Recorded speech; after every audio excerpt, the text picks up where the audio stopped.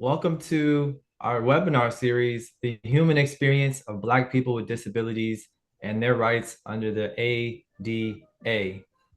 This study will unpack research and provide you with a comprehensive understanding of opportunities as well as the challenges and barriers faced by Black people with disabilities.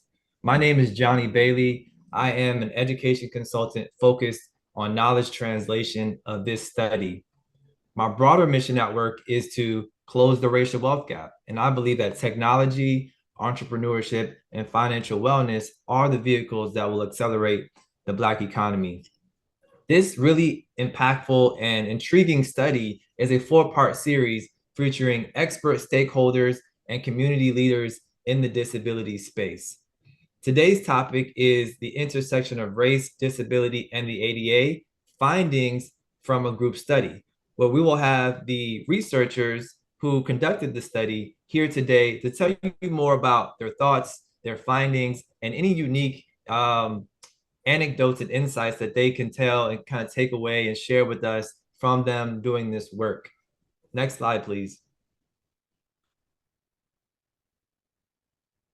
I'll be moderating and monitoring the Q&A and the chat feature today. So I encourage you all to stay active. Before I jump into the session, I would love to introduce and recognize our leaders in this project, two folks who have been just instrumental in investing in this study and allowing this to grow and impact the community that we're serving today. I want to introduce our leaders, Ms. Anne Deschamps, who is the director of the Mid-Atlantic ADA Center. She's been a champion and advocate for the disability community for seems like ever. And I'm really glad that we can work with her. We also have Ellen, who is not here today, who is the professor at University of Maryland, who also has made a large contribution to this study. So I'll now give the mic to Anne for her to introduce herself briefly and tell us why she's really excited about this study. Thank you so much, Johnny. Good morning or afternoon, depending on where you are, everyone, and welcome to the Mid-Atlantic ADA Center's webinar, The Experiences of Black People with Disabilities and Their Rights under the ADA. I'm so glad you're joining us today, and I'm so excited. We have worked really hard since 2022, we began this study on the unique barriers and opportunities faced by Black individuals with disabilities to access and exercise their rights under the Americans with Disabilities Act. We conducted 4 virtual focus groups with Black adults with diverse disabilities, and you'll hear more about that during the webinar, who participated in facilitated sessions. And we asked them questions about their knowledge, experiences, perspectives, and recommendations regarding their life experiences. And we really listened to them to find out, how do they access information on their rights and information on the Americans with Disabilities Act? And how do they understand and assert their rights under the ADA? As you may know, this is the first of a 4-part webinar series entitled The Human Experience of Black People with Disabilities and Their Rights under the ADA. This webinar will present the background of the study, the actual study itself, and the results of the study. We are fortunate to be joined by one of the 2 main researchers who analyze the data, and by the facilitator of the focus group itself. I will, Ellen Fabian, whose picture is up there with mine, she is the professor from University of Maryland who actually designed the study. So you're going to be hearing from 2 of the main people, one, the researcher, Banu Morturo, and the facilitator, Crystal Brockington. Thank you again for joining us. I'm so excited to finally get these results out, and I will now turn back to Johnny. Thanks, Anne. Well, we have our speakers for today who are now on screen. So want to now introduce Banu and Crystal. Banu, please tell us more about yourself and then pass it to Crystal. Thank you, Johnny, and thank you, Anne. Hi, everyone. It's really nice to see you all.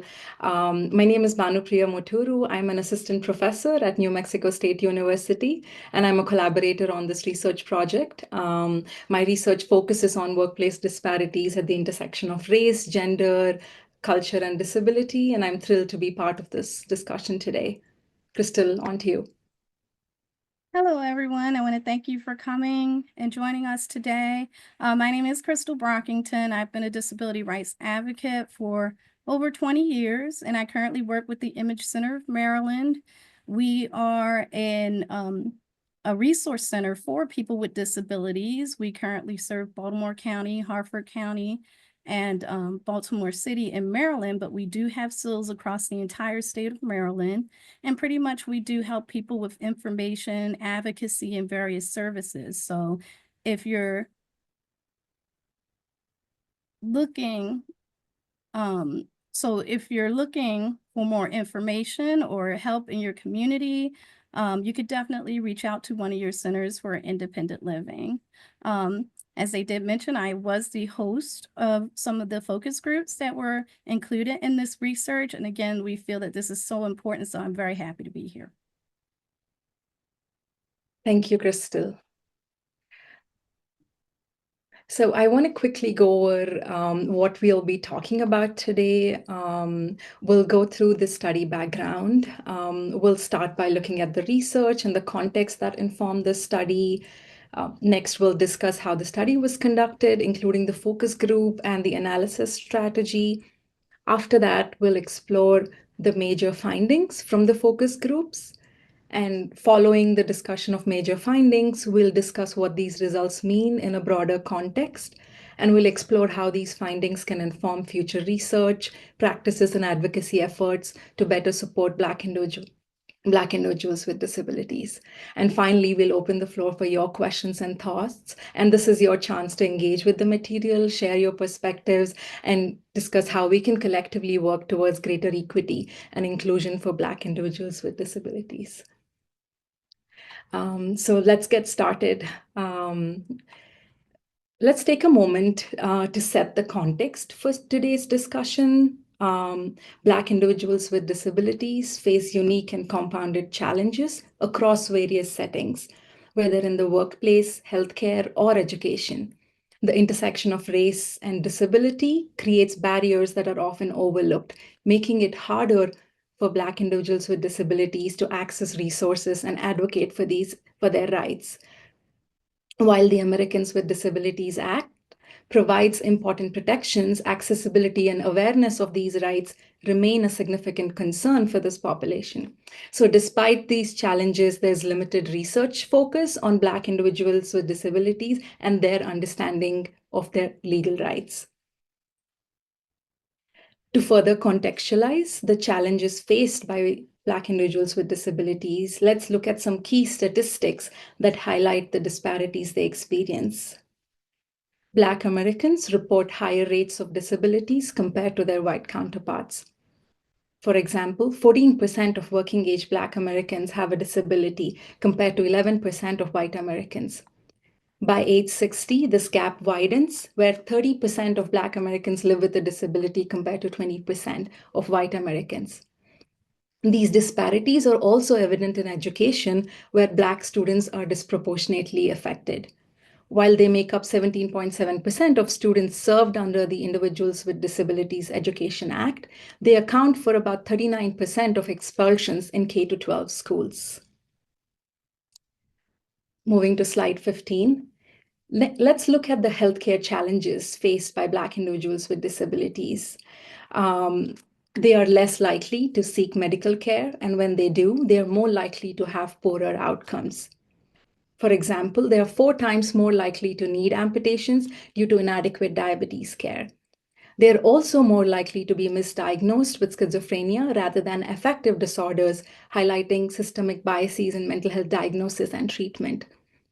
Additionally, Black patients experience higher disability rates among those with chronic pain syndrome. Moving to slide 16, let's shift our focus to workplace challenges within this community.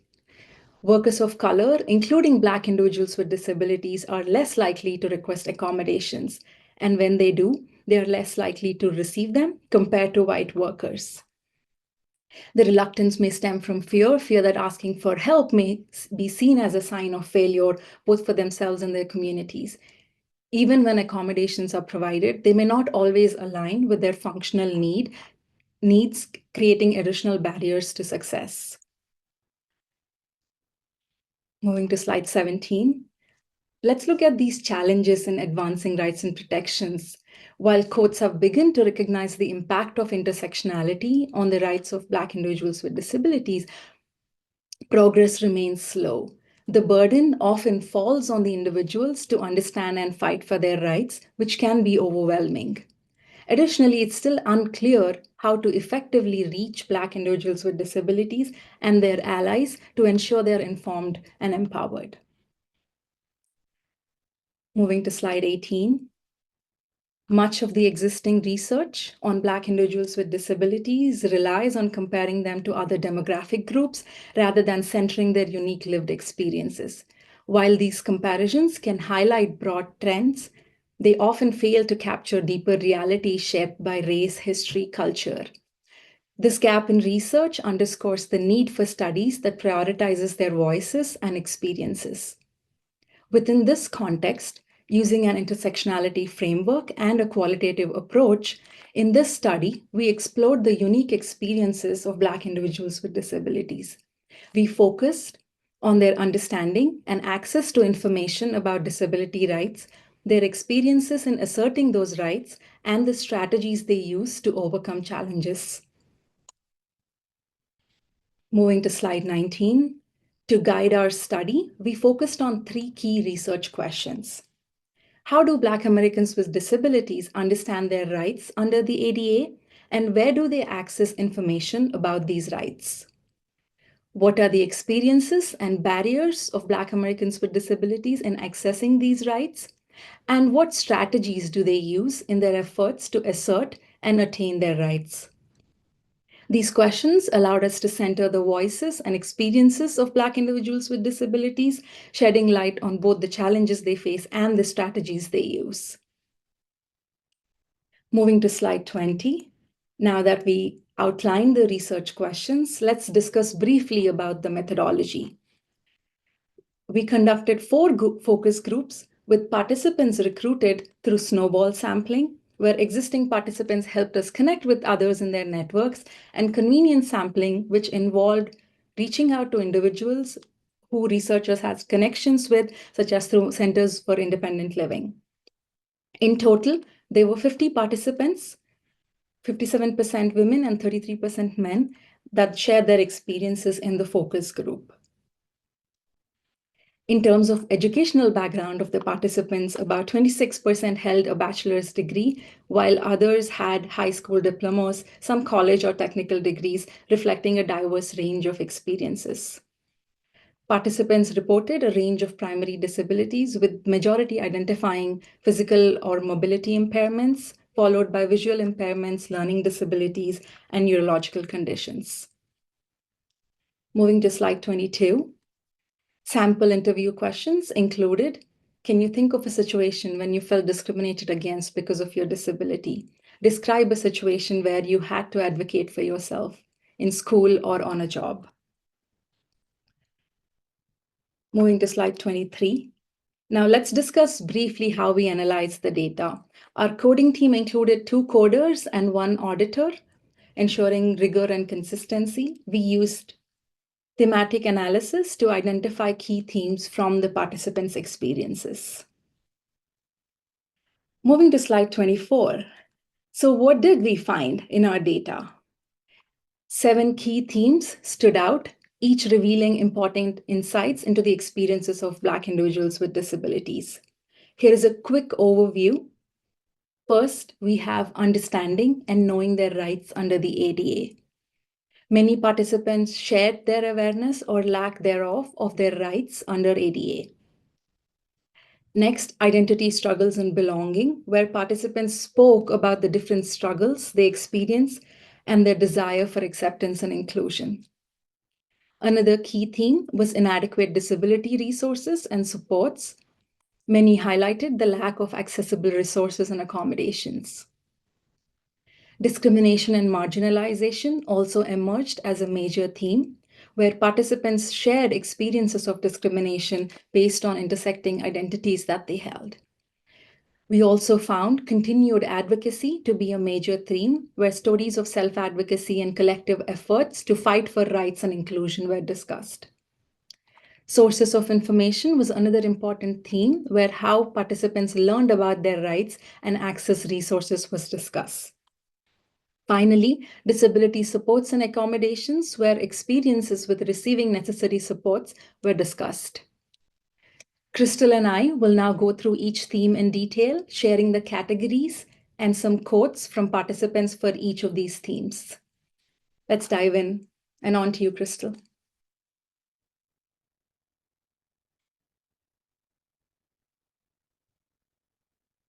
Oh, you're muted, Crystal. Hello there. Thank you, Banu. So we are on slide 25. And the first theme that we're going to look at today was understanding and knowing their rights under the ADA. Participant during a focus group, participant comments on this theme fell into 3 categories. Participants expressed that the ADA promotes inclusion and equal access. Pretty much we got the idea that it ensures equal access to employment, healthcare, transportation, public accommodation, and allow full societal participation for individuals with disabilities. One participant said, "It allows people with disabilities to have the same rights as non-disabled people. It covers basic living, employment, and getting services." This was definitely a recurring theme. We had over 28 references to this. The next category is disability rights under the ADA are integral to civil rights. This was also referenced a few times, and we could tell that people recognize as a fundamental civil rights law that the ADA ensured people with disabilities are protected from discrimination alongside other civil rights protections. One participant's quote is that the ADA allowed people to see that disability rights is combined. It's not something actually separate from basic civil rights. It causes an inclusion. It brought forth an inclusion of the disabled community into basic civil rights for people. Slide 25. We also found that there were people in the focus groups that expressed that they didn't have a clear understanding of the ADA, and then that there was a lack of an awareness and they wanted to know more about the ADA. One participant said, "If I'm being honest, I really didn't understand it. I didn't know nothing about it. I am so glad I'm here to get some tools from it and some points about it." So as we could tell from the first theme, there was like a basic understanding, but we were still looking for details and how to utilize it in other aspects of understanding and knowing your rights as under the ADA. But we did see that some people did have a basic understanding of it. The next theme we're going to talk about today is on slide 27, is identity struggles and need for belonging. This fell into 4 categories. Comments were indicating that the people desired a normal life, career, and social support. One person stated, "When I walk out the door, I want people to see me for who I am, not the blind lady that lives across the street. So, see us for who we are and not, our disability." A lot of people did express that they did not feel that they had a normal life and that they were still lacking in this area. The next category was disability salience and multiple marginalized identity. There were a lot of really strong comments about this, but one that really stood out was a participant that said, "But like I say, I feel as a disabled person, I'm my own race. I'm not Black or white. It's just my race is disabled. And you're either going to run across a person who wants to help, or you're going to run across a person who does not want to help. And that's my experience." We could tell for some of these comments that the feeling of disability and the stigma associated with that was very prevalent into their life experiences. And it was something that they felt, was more invasive, even like it set them apart, like almost as in its own culture. The next slide is 28. And we're still talking about the identity struggles and need for belonging. The third category that we encountered was the psychosocial impact of the struggles. One participant said, so I struggled in silence for a minute until I was trying to figure out, okay, how do I adjust my own self to pass classes? Another participant said, you have to work harder than the average person, like 10 times harder, just to let them know you are better worker than the other person. Not that you're competing, but in the way you are, because they are already staring you down. Participants identified emotional, psychological, social challenges they experienced while navigating their identity and had feelings of isolation, depression, frustration, and a burden of self-advocacy. The next category was fighting disability stereotypes and stigma. One participant said, years ago when I had to collect unemployment, I went to unemployment and I had my sister with me.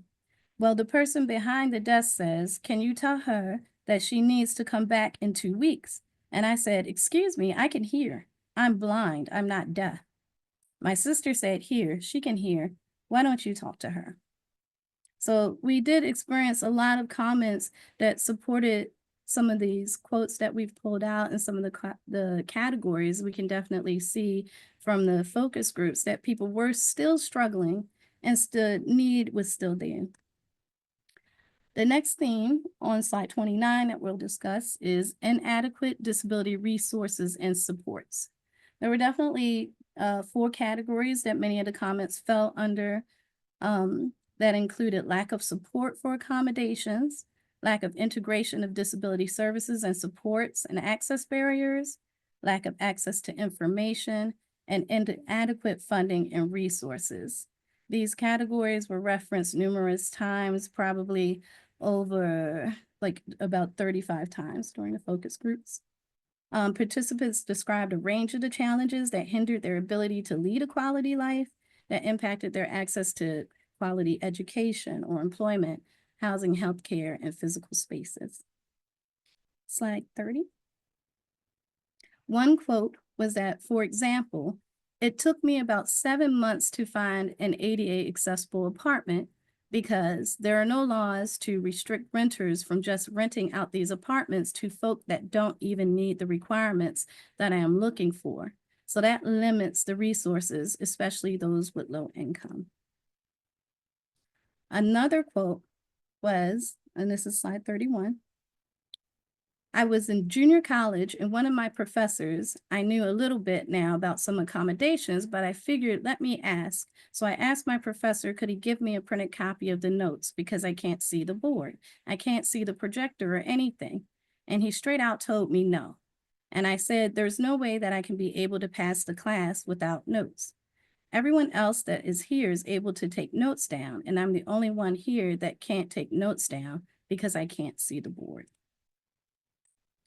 So we did observe there was still a lot of inadequacy regarding the supports that people in the focus groups were receiving. People did express like many challenges that still exist, even though they had a basic understanding of what the ADA was, they still felt that there was information or tools that they didn't have or didn't know where to get, or maybe weren't getting in a timely way that would allow them to maybe like overcome the barriers faster. So with that, I will turn it back over to Banu to discuss theme 4. Thank you, Crystal, for sharing the insights on the first 3 themes. Now let's dive into theme 4, discrimination and marginalization, on slide 32. This theme highlights the pervasive discrimination faced by Black individuals with disabilities, and 3 categories emerged in the theme. Discrimination based on disability. Many participants shared experiences of being treated unfairly because of their disability, often facing barriers in workplaces, schools, healthcare system, and public spaces. The second category was discrimination based on multiple marginalized identities, where participants described how the intersection of race, disability, and other marginalized identities compounded their experiences, making it even harder to navigate systems and access resources. The third category was discrimination based on race, where some participants shared instances where they faced discrimination primarily because of their race. On slide 33, starting with discrimination based on their disability, one participant shared a powerful experience where I had an experience where I went on a job interview and the lady told me that they had already filled the position. But when I was still searching for a job, I saw that the same job listing in the paper. So I knew they hadn't filled the position, but it was just, I guess, whatever issues they had with me because of my disability, they felt like I couldn't get the job done adequately. This quote highlights the barriers many face when seeking employment, where assumptions about their abilities based on disability lead to unfair treatment. Discrimination based on race was another category. One participant shared how Black individuals with disability often have to work harder to access information that's readily given to others. They explain that because of their skin color, they're forced to push more to get the same resources or support that others receive without even asking. Moving to slide 34. Many participants highlighted discrimination that they experience based on multiple marginalized identities. This is where the intersection of race and disability created compounded challenges. One participant powerfully described this experience, but because of our disability, you're just adding the fact that, okay, we have racial disparities and then a disability to go along with that. That makes it tenfold to me. Because, you're dealing with the fact that economically we're struggling to get proper medical attention, but then you add a disability, it's like now you're dealing not just with one issue, you're dealing with both of them at the same time. This quote captures the layered challenges faced by Black individuals with disabilities, where race, disability, and other identities intersect to create even greater barriers. Now let's move to theme 5 on slide 35, continued advocacy and empowerment. This theme highlights the resilience and determination of Black individuals with disabilities as they fight for their rights and work to create change. There were 4 key categories: self and other advocacy for disability rights and accommodations. Many participants shared stories of advocating for themselves and others. Collective advocacy is the second category, where participants emphasize the power of coming together as a community to amplify their voices and push for systemic change. The third category is continued fight for disability rights, where many participants' advocacy wasn't just a one-time effort, it was an ongoing struggle. Increasing visibility and awareness among communities about disability was the fourth category, where many participants spoke about the importance of raising awareness and challenging stereotypes to create a more inclusive society. Let's look at each of these categories in a more deeper way, starting with self and other advocacy. This category highlighted the personal efforts of participants to advocate for their needs and their rights. One participant shared an example of a situation I had to advocate for myself was when I was advocating for the right to have interpreters at my doctor's appointment since I have a hearing disability. I contacted his office ahead of time to request an interpreter, explaining how important it is for me to have such access. Lucky for me, I had an interpreter in my next appointment. This story underscores the importance of self-advocacy in ensuring access to necessary accommodations. It also highlights the persistence and determination required to navigate systems that aren't always designed with disability in mind. Moving to slide 37, continued fight Collective advocacy. This category highlights the power of unity and community in advocating for disability rights. Participants came together to advocate and also emphasized the importance of coming together to amplify their voices and push for systemic change. One participant described the need for collective action, comparing it to movements like Me Too and Black Lives Matter. Collectively, we could be a voice. Individually, you might make a little noise, so we have to unite. We would be a powerful force to work with, but it seemed like we're so divided. Whether it's divided based on disability or whatever, if we could come together, our voices would be heard. And I told them we need it. We need a Me Too movement. You got a Me Too and we got to the Black Lives Matter. Why don't we have one?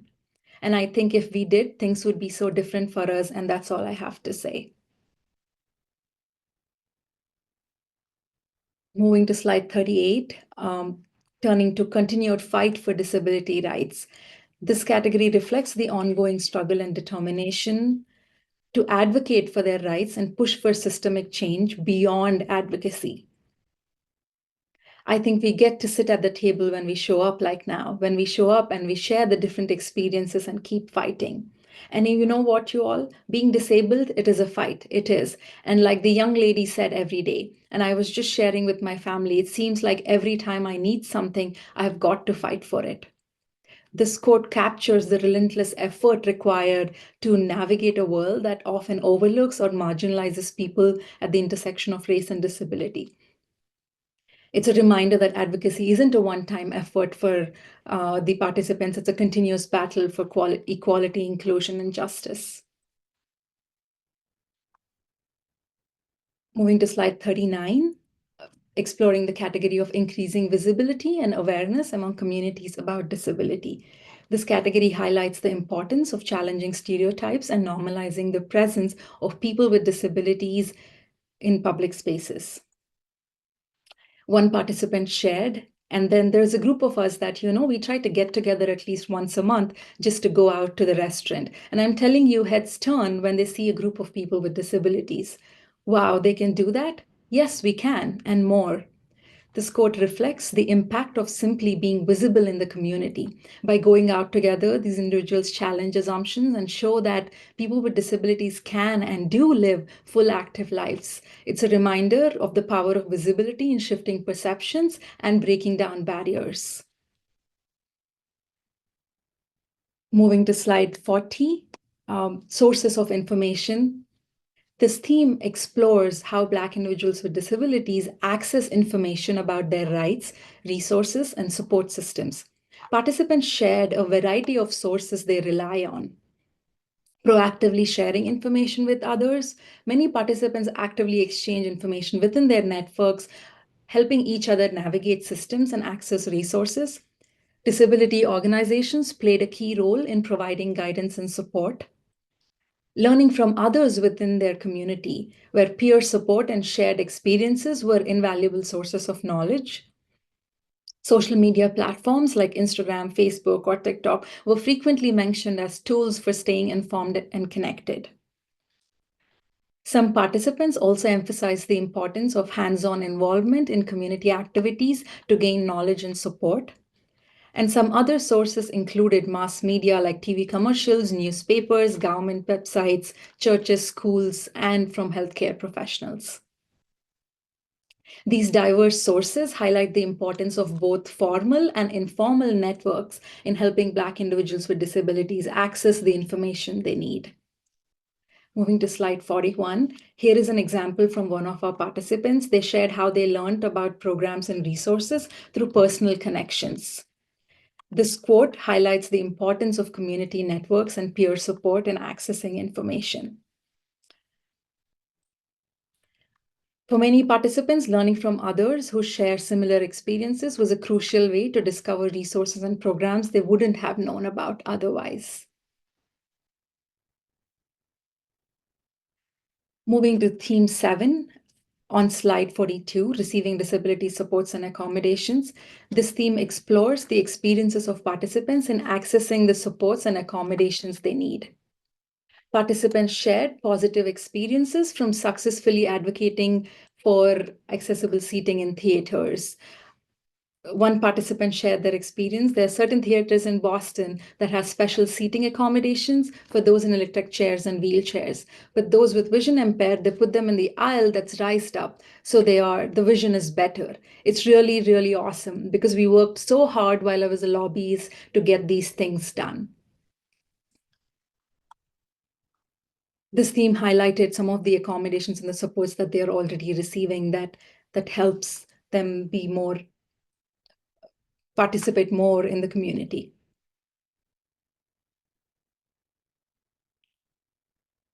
Participants also highlighted that the needs are evolving and diverse. Here is a comment from a participant. Because you notice the way that the world is moving on, the accommodations, of course, are going to be different. Those things were good then, but people are getting out more. People with disabilities are getting out more. So we are going to need more different accommodations. These are the 7 themes that participants discussed and highlighted in our data. What does this mean? What are these results mean? Moving on to slide 44, where we'll reflect on what these findings mean and how we can take action. The experiences shared by participants highlight that Black individuals with disabilities face persistent struggles in accessing services, resources, and rights. These struggles are compounded by racism and disability stigma, which create additional barriers that are much harder to overcome. Participants described how systemic biases and lack of awareness often prevent them from receiving accommodations and the support they need. These barriers are not just about access, but they reflect deeper issues of inequality and exclusion. Moving to slide 45, the lived experiences shared by participants align with broader disparities in economic and social opportunities faced by Black individuals with disabilities. For them, achieving true equity isn't not just having rights on the paper, but it's also removing the daily obstacles that make accessing those rights a constant fight. This is about dignity, justice, and the right to thrive, not just survive. Moving to slide 46. Despite the ongoing challenges, what we found in our participants' experiences is that they're making their needs known in the workplace, in education, in healthcare, in other settings. Their unyielding advocacy is a strength in the community. They are coming together to amplify their voices and demand systemic changes. Through individual collective action, they're making strides for a more inclusive society.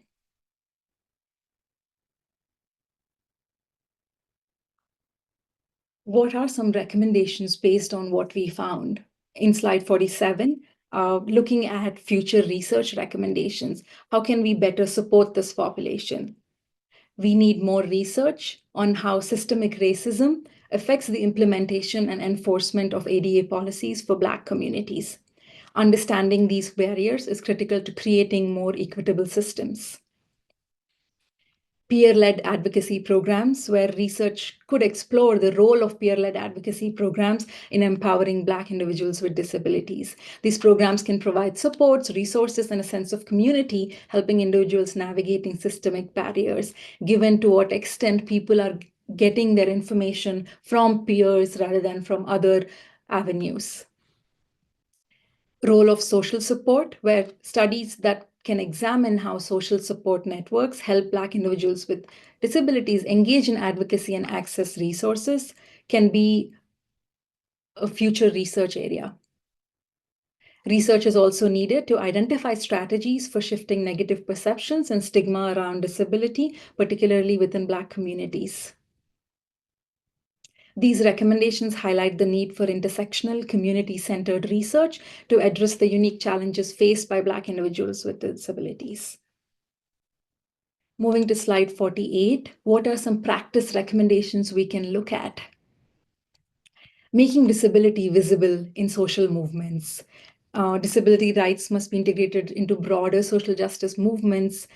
such as Black Lives Matter. By ensuring disability is included in these conversations, we can create more inclusive and intersectional advocacy efforts. Strengthening collective action in local communities is another recommendation that participants made. Building strong, unified communities is essential for driving change. Collective action at the local level can amplify the voices of Black individuals with disabilities and push for systemic reforms. Some other recommendations for practice in slide 49 include not just identifying barriers, but also using solutions to bridge gaps in ADA awareness and utilization. Prioritizing disability education and awareness, where we normalize conversations and integrate learning in schools, workplaces, and community spaces. Ensuring early access to information is key, so providing clear and accessible resources on ADA rights from an early age. Utilizing grassroots networks with collaborating with disability organizations, advocacy groups, and trusted community leaders to disseminate ADA information is also key. Leveraging social media and digital platforms and creating culturally relevant and accessible content to reach wider audience is another recommendation that participants gave. Empowering peer leaders and community advocates, where training and supporting individuals within the community to drive advocacy efforts are some other recommendations. We would love to hear your suggestions on how we can disseminate and reach this population more as we move forward to the discussion section. This is a QR code for our study. You can access the presentation slides as well as a one-pager information about the study that you can take with you.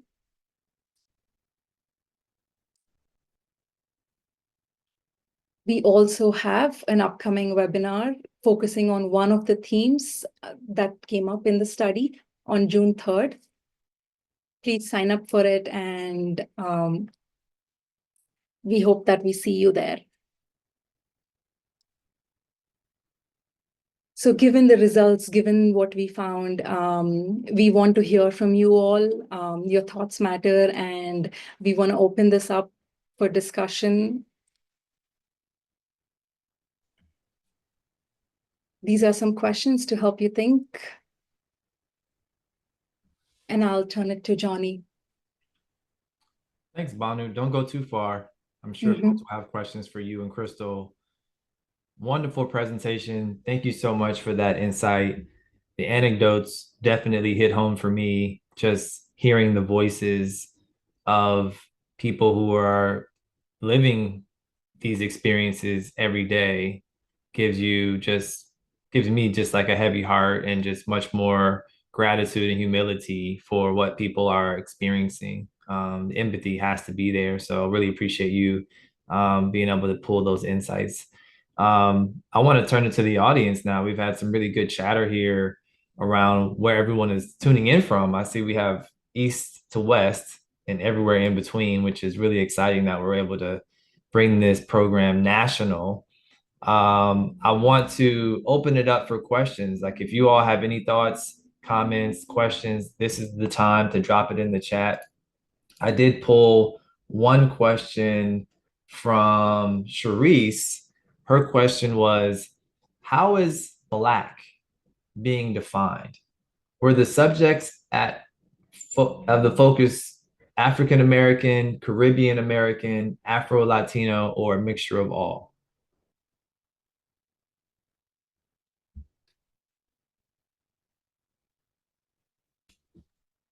Thank you, Johnny, for the question. The focus, actually, we did have Black African Americans. We also had international folks that identify as Black. So anyone who identified themselves as Black were part of the study.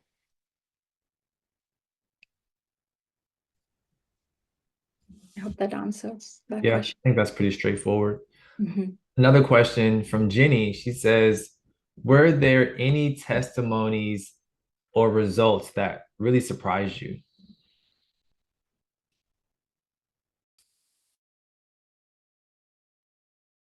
So this is Crystal. I'll chime in really quick. The one where the person said that disability could be considered as its own race really stuck out to me a lot because I really wanted to dive into that a little deeper because I felt like she was just saying there's so much uniqueness and nuance to living your life as a person with disability that it does, you know, your experience of the world is just extremely different than the able-bodied folk or people who don't consider themselves as having a disability. So I did want to unpack that more, like what would that even look like, you know, if this was like a cultural thing or, you know, that one comment really stood out at me. That's profound. I see. Yeah, that question came from Glenn, I believe. That's what the ADA Center just typed in the chat. Another question is from Cassie. How can we better serve the needs of intersectional populations in higher education?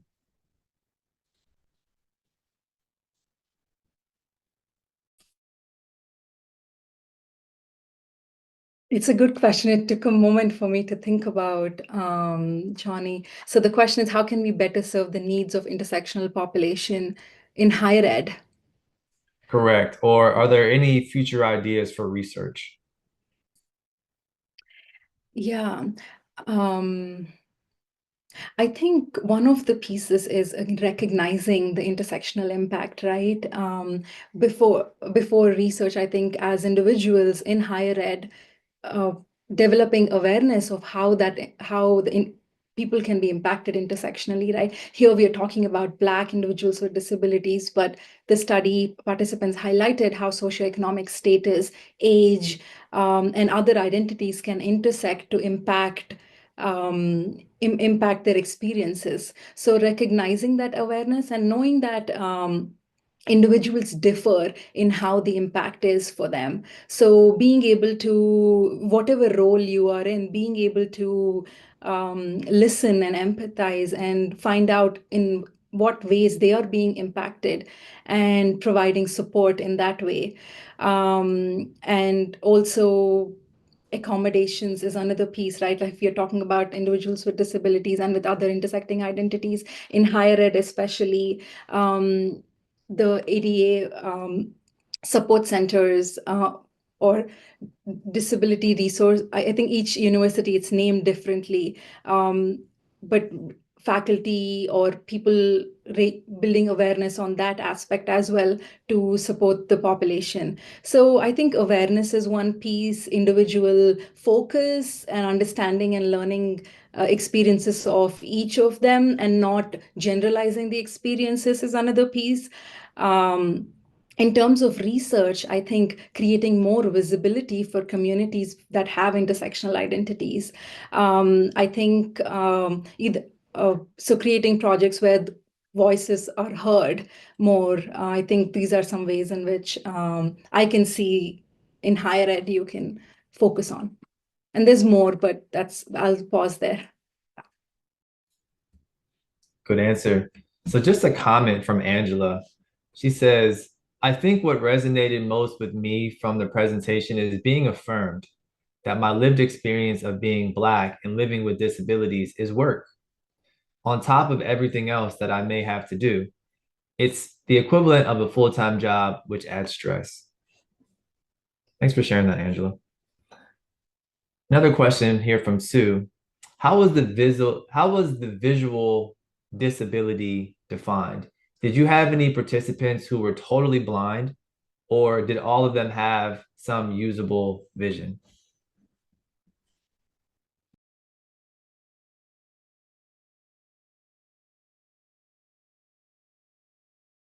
We did have participants that were fully blind. We had some people they all had cross disabilities, so we did have great representation. I believe Banu had information in one of the slides on the numbers for that, but we definitely had individuals that were fully visually impaired.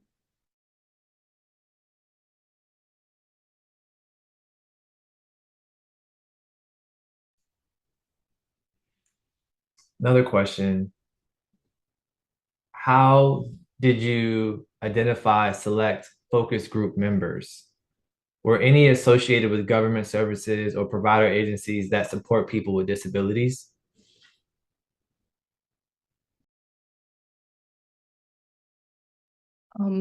I will leave that question to Anne or Crystal. If you can jump in about identifying participants.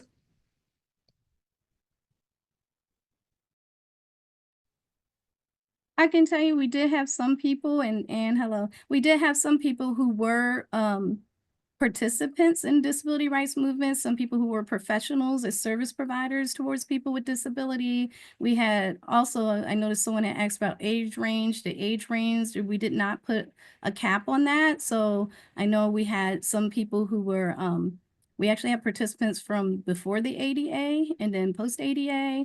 We had participants that were younger, I think down into their 20s. I'm not sure if we had a lot of teenagers, and then all the way up to 70, I believe. So we had a really broad sampling, and we're definitely hoping to continue with the work that we're doing. Yeah, I'll just hop in really quickly. We are hoping to continue this work, and we're really excited to begin the discussion today. And I underline and highlight begin. But there were the focus group members were a variety of different vocations. Some were unemployed. They were employed. The criteria is that they identify as Black and that they have a disability. And as Banu said, we connected with these individuals through people we have partnerships with and know through the Mid-Atlantic ADA Center.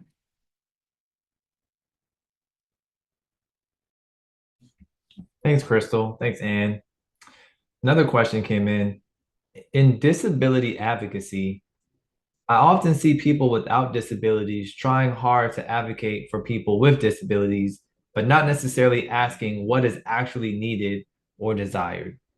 Does that seem to be the same with the population included in this study?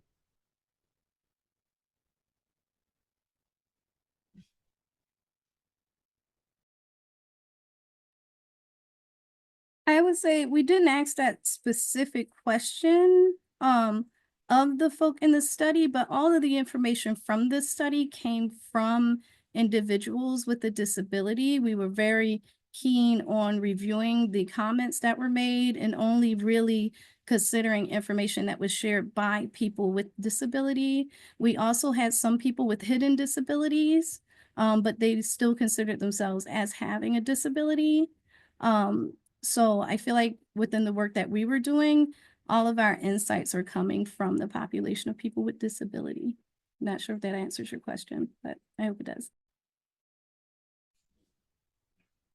Good question, good answers. The comments are coming in fast. I'm trying to keep up. Another comment says, the 4-time with amputation resonated with me. In my time married into healthcare and to a POC, person of color, I've observed anecdotes and stories that folks don't necessarily seek the attention of healthcare or hospitals because of previous poor experiences themselves or stories of poor experiences within their communities. Good comment. Another question. What is the Mid-Atlantic? Copy that. What is the Mid-Atlantic ADA Center doing to promote changes, these issues, to promote changes on these issues besides educating the community? What programs are available? What work is being done here? That might be an Anne question. Yeah, it's an Anne question, I think. Thank you for asking that.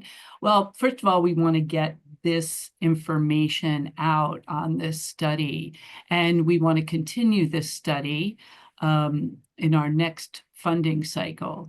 In addition, we really want to work hard to get information about the Americans with Disabilities Act to the Black community and other marginalized communities, but specifically here. So we are looking for creative ways to do that. And one of the reasons we did this study was to identify from the voices of Black people with disabilities, what is the best way to get information to you about the Americans with Disabilities Act, so we can broaden our reach to beyond people who know about the Mid-Atlantic ADA Center, to get that ADA information out there, because that is our mission and that is what we're funded by the federal government to do. Thanks, Johnny. Yep. On screen now is the QR code for you all to download more information about today's study. We are nearing the end. Perhaps we have time for one more question before I give you all some next steps and how you can engage in our future presentations and programs. The last question that I have, I think this is a good one. It says, with the current administration in the White House, is there a risk that the ADA could be repealed?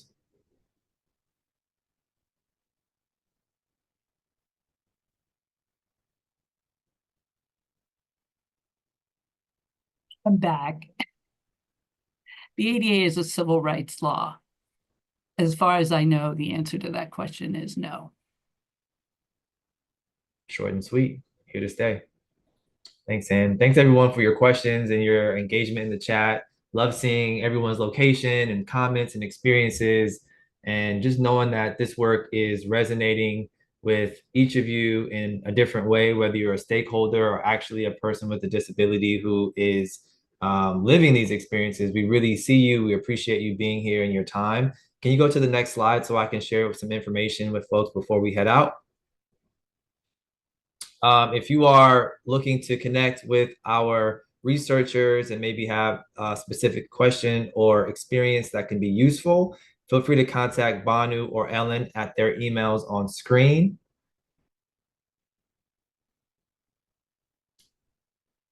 If you would like to get in touch with the Mid-Atlantic ADA Center, any questions, any help, services, information you need about your employer, about your everyday life, accessibility, digital accessibility, feel free to contact the ADA Center. They have several experts that can help you on various experiences and help you be informed as you go into the workplace or into society, knowing what your rights are and what you need to know to operate equitably in this crazy world. Here are your references. I will not read all of that. It's very small print. I don't think I can even see that very well. Can we continue towards the end? On the upcoming webinar slide, we do have 3 more webinars coming up. So wait, there's more. I want to let you all know that our part 2 of our 4-part series is happening on June 3rd, same place, same time, 12 p.m. It will be focused on intersectionality, unpacking discrimination, stigma, and multiple marginalizations. What's special about these upcoming sessions is that we're bringing in community leaders and subject matter experts who really live this walk, this people with disabilities who are advocating on big stages for these causes. So you'll hear from folks who really walk the talk, understand your experiences, and can provide unique insights that you cannot get from anyone else. So definitely want to tune in. Check out the registration link. Emily, can you drop the link to the registration page in the chat right now? So if anyone has not registered for our future events, they can do so now. Yep. Hey, Johnny, this is Emily. I just put that in the chat box. So if you click on that link, that will take you to the landing page for all of the webinars in this series. Fantastic. Next slide, please. The references were the last slide, Johnny. Oh, okay. Yeah. Well, that concludes our presentation for today. Thank you, Banu. Thank you, Crystal. Thank you, Ann. Thank you, Ellen. Thank you, Emily. Thank you, Maynard. Everyone who's been involved in making this webinar series happen. The research has been very intensive, and we'll continue to translate this knowledge for you all during upcoming events. I also encourage you all to follow the Mid-Atlantic ADA Center on Instagram at Mid-Atlantic ADA, also on LinkedIn or on Facebook, wherever you hang out. Stay connected. We'll have more information and more resources for you all to be your best, to thrive and succeed in today's world. Thank you very much. Banu, any closing remarks? Well, thank you all for coming, and I hope please reach out to me if you have any more questions, or anyone at the Mid-Atlantic ADA Center. Fantastic. We'll see you all in June.